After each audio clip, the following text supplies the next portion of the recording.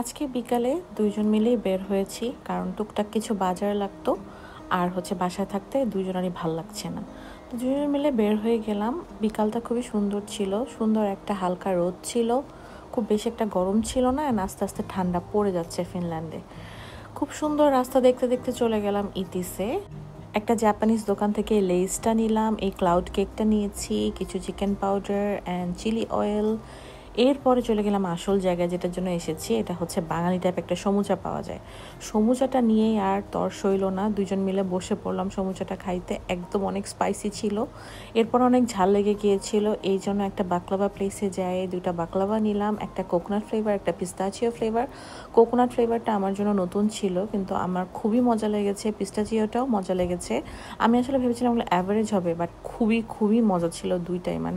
মিষ্টি খাবার দেখলে নিজেকে আর সহ্য করতে পারি না, যে আটকায় রাখি। এরপরে একটা পিৎজা প্লেস দেখলাম, কিন্তু পেটে জায়গা ছিল না, পরে আসবো।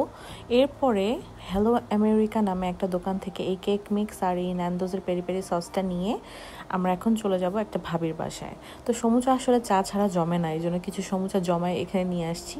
চা আর সমুচা এনজয় করলাম। রাতের বেলা আবার ভাবি ডিনার করতে দিল।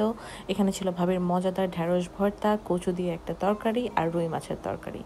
একদম পেট পুড়ে খেয়ে চাঁদ দেখতে দেখতে তারপরে বাসায় চলে আসলাম। দিনটা শেষ হয়ে গেল।